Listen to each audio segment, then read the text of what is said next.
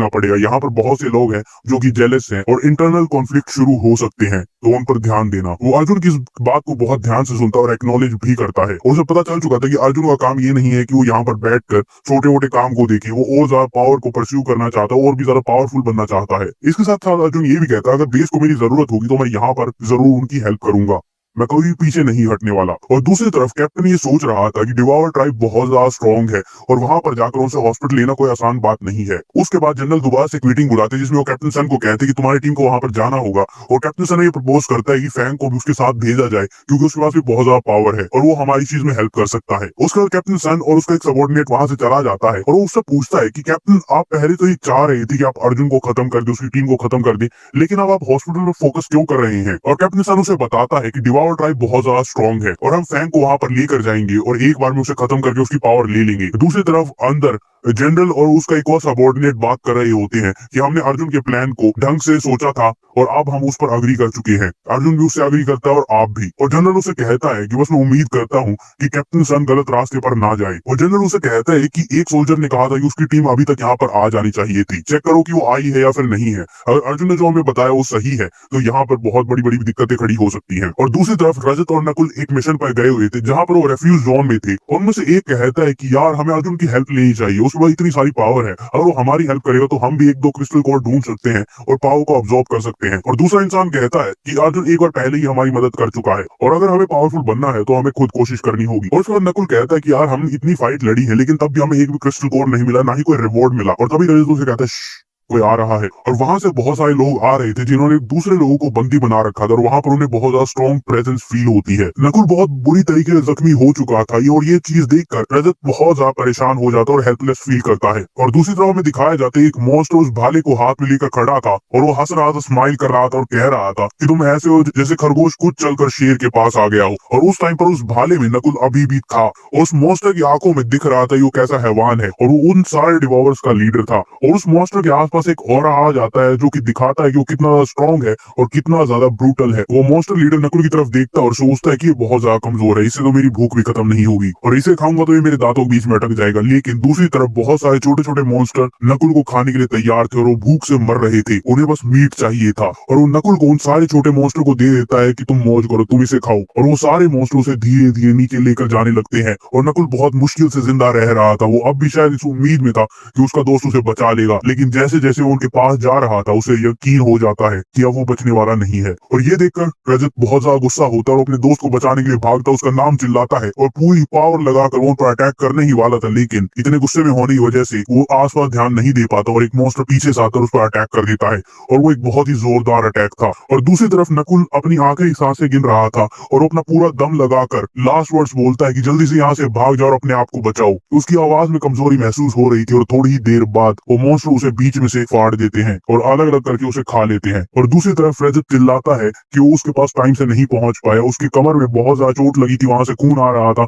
वो जमीन पर रेंगते हुए उसके पास जाने की कोशिश करता है लेकिन अब बहुत देर हो चुकी थी और अब उसके हाथ पैर कांपने लगे थे गुस्से और डर की वजह से। उसके मुंह से खून निकल रहा था और तब भी अपने दांत टाइट करता और कहता है कि मैं तुम्हारी कुर्बानी को जाया नहीं जाने दूंगा, मैं सर्वाइव करूंगा, अर्जुन को यहाँ पर लेकर आऊंगा, पूरी आर्मी को यहाँ पर लेकर आऊंगा और एक एक आखिरी मॉन्स्टर तक को खत्म कर दूंगा। वो एक कसम खाते ही अपनी पूरी ताकत लगाकर ब्रिज की तरफ भागने लगता है क्योंकि वहां पर पानी है, एक बार वो अगर उसमें कूद जाता है इन मॉन्स्टर से बच सकता है। उन सब का लीडर ये नोटिस कर लेता है, उसको कुछ ला कर कहता है उसे पकड़ो, जूसे जाने मत देना। लेकिन तब तक रजत वहां से कूद चुका था। अपने स्पीयर ऊपर करते हैं उस पर अटैक करने के लिए। रजत की डिटर्मिनेशन और उसके पीछे सारे मॉन्स्टर्स के भाले, कौन जीतता? लेकिन रजत की डिटर्मिनेशन इतनी थी वो सारे भालों से बचकर भी उस ब्रिज से कूद जाता और पानी में गिर जाता है और कोई मॉन्स्टर उसके पीछे नहीं जा पाता। वो सारे मॉन्स्टर भाग कर ब्रिज के पास आते और देखते हैं उन्हें बस पानी दिखाई देता है और पानी में एक स्प्लैश दिखाई देता है और उसके बाद रजत पानी में गायब हो जाता है। और अब वो सारे मॉन्स्टर चीखते हैं, चिल्लाते हैं कि वो हमारे हाथों से बचकर निकल गया और उनके चेहरे से पसीने आने लगा था, उनकी आंखें रेड ग्लो कर रही थी क्योंकि उन्हें बहुत ज्यादा दुख और रिग्रेट हो रहा था कि उनका शिकार उनके हाथ से चला गया और अब वो भूखे ही रहेंगे। अब उन्हें फ्रेश मीट कहीं से नहीं मिलेगा या बहुत टाइम तक नहीं मिलेगा। और अब वो बार बार कंप्लेन करे जा रहे थे जिसे देखकर उनका लीडर बहुत ज्यादा अनइम्प्रेस्ड और कहता है कि रोना चीखना चिल्लाना बंद करो और वहां पर ध्यान दो। और उनका ध्यान दूसरी तरफ डायरेक्ट कर देता है और वो उस बेस की तरफ इशारा करता है जिसका लीडर अर्जुन था और कहता है वहाँ पर बहुत सारे इंसान और तुम्हें बहुत सारा खाना मिलेगा। और अब उनकी भूख इतनी ज्यादा बढ़ चुकी थी, उन्हें अपने सामने कुछ नहीं दिखाई दे रहा था। उनके सामने जो आता वो उसे खा लेते और इस भूख में वो डिक्लेयर करते हैं कि जो भी लीडर कहेगा हम वो सब कुछ करेंगे, बस हमें खाने के लिए कुछ चाहिए। और उनकी आंखों में, उनकी बातों में दिखाई दे रहा था वो कितने ज्यादा डेस्परेट हैं इंसानों को खाने के लिए। और उन मॉन्स्टर का लीडर ग्राउल करता है और अर्जुन का नाम चिल्लाता है और कहता है कि मैं दोबारा से आ रहा हूँ, इस बार मैं हिसाब बराबर जरूर करूंगा और आज तुम्हारी जिंदगी जरूर खत्म हो जाएगी। वो अपनी पूरी आर्मी के साथ वहां पर खड़ा था, जो कि सब लड़ने के लिए तैयार थे। उसके साथ में वही लड़की खड़ी थी जिसने इन सबको म्यूटेंट बनाया था और उस मॉन्स्टर लीडर के आसपास इतना खतरनाक ऑरा था। दूसरी तरफ हॉस्पिटल में एक लड़की एक बच्चे को जन्म देती है जो कि इंसान और मॉन्स्टर का हाइब्रिड था। उस हॉस्पिटल में मॉन्स्टर की जो लीडर है उस बच्चे को बहुत ही पॉजिटिव नजर से देखती है और कहती है कि अब ये सिर्फ मेरा है और अब तुम मुझे एक और बच्चा दोगी। लेकिन जो इंसानी लड़की जिसने ये बच्चा पैदा किया था वो कहती है कि अब मेरी हिम्मत नहीं है। उसकी आंखों में डर दिखाई दे रहा था कि वो अब इस चीज को बर्दाश्त नहीं कर सकती और यहाँ पर हैवानियत कभी नहीं रुकेगी। लेकिन तब भी वो फीमेल मॉन्स्टर लीडर कहती है तुम्हें एक और बच्चा पैदा करना होगा और वो कहती है कि मैं इतनी जल्दी बच्चे को पैदा नहीं कर सकती, मैंने अभी अभी एक बच्चे को जन्म दिया है। और उसके बाद वहां पर एक बहुत ही अजीब सी साउंड आती है और कुछ लिक्विड यहाँ वहाँ फैल जाता है। दूसरी तरफ जनरल गाओ अपने सारे सोल्जर्स को कहता है कि सामने से हट जाओ। उसके हाथ में उसकी एक बहुत बड़ी एक्स थी और वो कहता है कि मैं इन सबको खुद देख लूंगा। और फैंग वहां पर शॉक हो जाता है कि तुम ये क्या कर रहे हो, हम यहाँ पर एक टीम की तरह लड़ने के लिए आए हैं, मिशन को पूरा करने के लिए आए हैं, लेकिन तुम अकेले क्यों जा रहे हो। और उसके पीछे अर्जुन भी बिल्कुल चुप खड़ा था और सब कुछ नोटिस भी कर रहा था।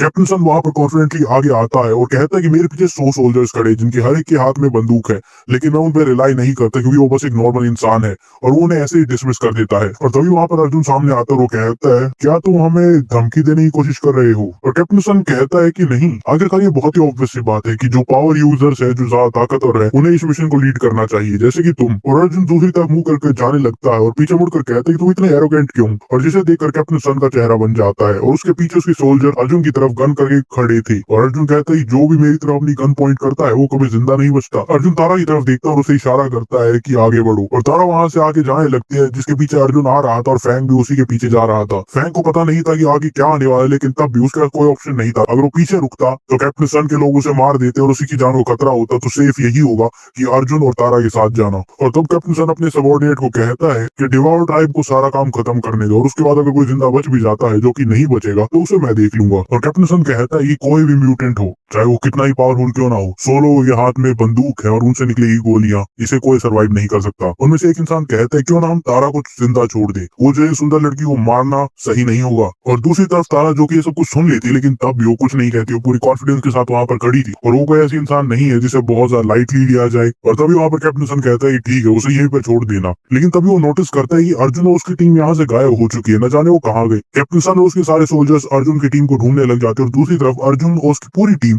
अर्जुन, फैंग और तारा वहां पर बहुत ज्यादा शांति से खड़ी थी, लेकिन कोई उन्हें नोटिस नहीं कर पा रहा था। और कैप्टन सन के सोल्जर्स उन तीनों के सामने से जा रहे थे लेकिन उन्हें देख नहीं पा रहे थे। और इसी का फैंग कहता है कि इन्हें ऐसा कैसे हो सकता है, इन्हें हम दिखाई ही नहीं दे रहे। और तारा उसे समझाती है कि मेरी एबिलिटीज नॉर्मल लोगों की विजन को मैनिपुलेट कर सकती है। लेकिन उसके बाद वो थोड़ा अनईजी फील करने लग जाते हैं क्योंकि तारा को लगता है कि कैप्टन सन एक एबिलिटी यूजर और वो शायद उनकी प्रेजेंस को फील कर सकते हैं। लेकिन अर्जुन हमेशा ही वहां पर कॉन्फिडेंट खड़ा था और बिल्कुल भी फ्लिंच नहीं करता। वो अपनी पावर्स को एक्टिवेट करता और कहता है तुम्हें टेंशन लेने की जरूरत नहीं है। और वहां से लाइट रिफ्लेक्ट होने लग जाती है और अपनी प्रेजेंस को और भी ज्यादा छुपा लेते हैं। अब कैप्टन सन भी उन्हें ढूंढ नहीं सकता। वो 100 के 100 सोल्जर्स अर्जुन और उसकी टीम को ढूंढते हैं लेकिन वो बहुत ज्यादा कंफ्यूज हो जाती क्योंकि तारा उनके दिमाग के साथ खेल रही थी और अर्जुन ने वहां पर एक इल्यूजन क्रिएट किया था। और तभी वहां पर ऊपर बहुत सारे पोर्टल अपीयर हो जाते हैं और उसे देखकर कंफ्यूज होते ही, लेकिन तभी वहां से आइस क्रिस्टल्स आते हैं जो सब पर अटैक करने लग जाते हैं। वो लोग बहुत ज्यादा शॉक थे कि आ कहां से रहे और इन्हें कर कौन रहा है। और तभी कैप्टन सन वहां पर चिल्लाता और कहता है जल्दी से कवर लो, कहीं पर जाकर छुप जाओ ताकि तुम इससे बच सको। और वो इतने अचानक से आए हुए एम्बुश को सर्वाइव करने की कोशिश करता है, अपने मैन को इंस्ट्रक्ट करता है कि यहाँ वहां जाओ, बच जाओ। और दूसरी तरफ अर्जुन ये सब कुछ देख रहा था, जहाँ पर वो लोग चीख रहे चिल्ला रहे थे, अर्जुन शांति से देख रहा था। लेकिन अभी उसे समझ में नहीं आता है कैप्टन सन ने ऐसा क्यों किया। और कहता है तुम्हारे जैसे बेवकूफ यही कर सकते हैं क्योंकि तुम्हारे पास कोई स्ट्रेटेजी नहीं है, कोई प्लान नहीं है।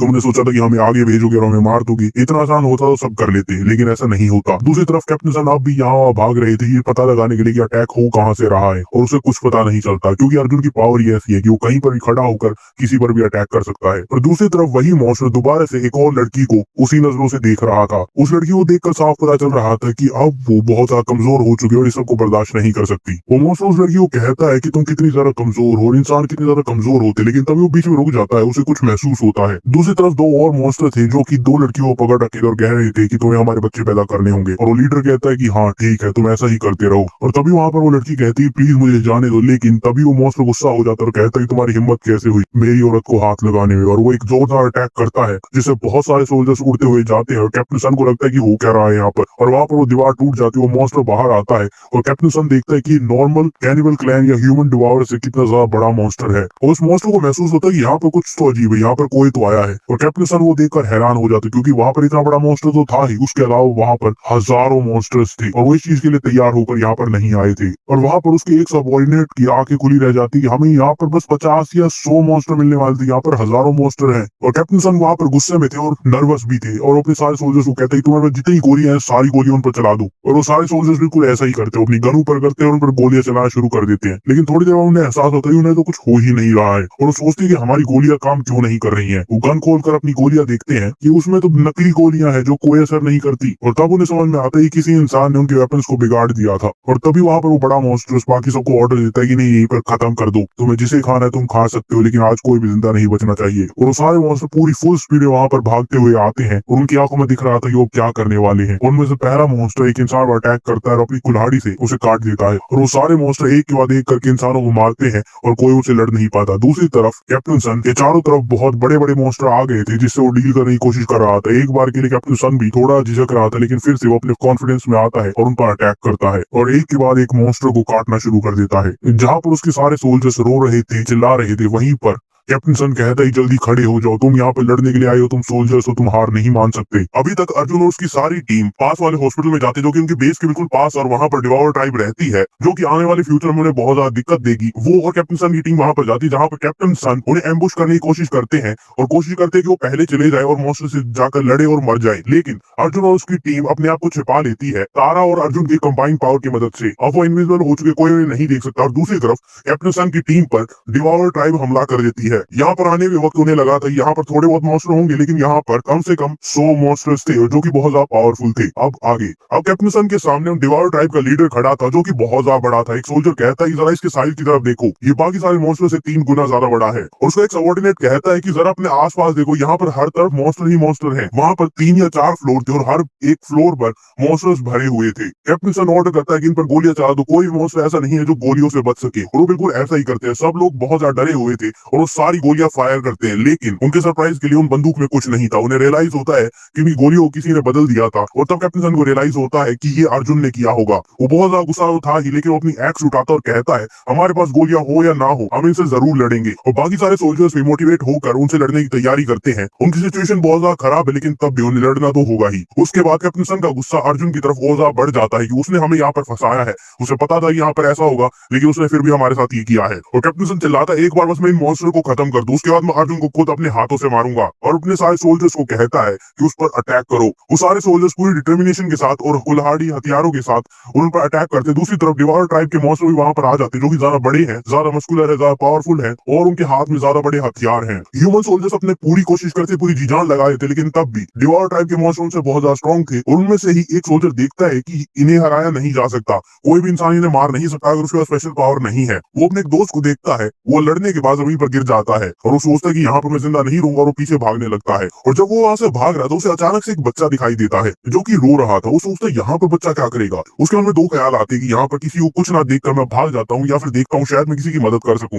उस बच्चे की तरफ देखता है, लेकिन वो कोई भी इंसानी बच्चा नहीं था, ऐसा लग रहा था कोई नया मॉन्स्टर पैदा हुआ है। उसकी आंखें लाल थी, उसकी स्माइल बहुत ज्यादा घटिया थी, जैसे वो एक मॉन्स्टर हो। इससे पहले कि वो इंसान को सोच पाता, वो बच्चा ट्रांसफॉर्म हो जाता है एक ब्लैक बॉल में और आगे बढ़ने लगता है। उसकी आंखों के सामने से वो बच्चा गायब हो जाता है, उसके पैरों के बीच में आ जाता है जो कि वो नोटिस नहीं कर पाता। लेकिन उसके बाद उसकी नजर जाती है टेबल पर जो लड़की थी कि ये यहाँ पर कहाँ से आई, क्योंकि वो पहले से नोटिस नहीं कर पा रहा था, और ये शायद उस बच्चे की पावर थी। इससे पहले कि वो देख भी पाता कि बच्चा उसकी टांगों के बीच में खड़ा था, वो मॉन्स्टर बच्चा उसके पैरों को काट लेता और वहां से मीट खा जाता है। इससे पहले कि वो एक बाइट पर रिएक्ट कर पाता, वहां पर वो बार बार उसे काटने लगता है, और अब वो रिएक्ट नहीं कर पा रहा था और वो उस मीट को पूरे तरीके से खा जाता है। और ह्यूमन मीट खाने के बाद वो बहुत जल्दी ग्रो हो जाता है। पहले वो ऐसा लग रहा है जैसे वो अभी पैदा हुआ है, अब वो 5-6 साल का हो चुका है, उसकी हाइट बढ़ चुकी है, और उस इंसान के बाल पकड़कर कहता है कि तुम बहुत ज्यादा स्वादिष्ट थे। दूसरी तरफ कैप्टन सन एक के बाद एक मॉन्स्टर्स को मारते हुए चले जाते हैं, जहां पर केओस के बीच में वही एक इंसान था जो इस मॉन्स्टर से लड़ पा रहा था। वहां पर बहुत सारे मॉन्स्टर मर चुके थे, लेकिन अभी भी बहुत सारे जिंदा थे। उसके बाकी सारे सबऑर्डिनेट्स उसे देखकर बस शॉक में थे कि एक इंसान इतना ज्यादा पावरफुल कैसे हो सकता है, है एक साथ इतने मॉन्स्टर को कैसे हरा सकता है। और तभी वहाँ पर उन मॉन्स्टर्स का लीडर आ जाता है और कहता है कि तुम इतने छोटे मोटे मॉन्स्टर को मार कर हीरो बन रहे हो, ये तो कुछ भी नहीं है। तुम्हें क्या लगता है तुम मुझे हरा सकते हो? तुम जैसे घटिया इंसान मेरे आसपास भी नहीं आ सकते।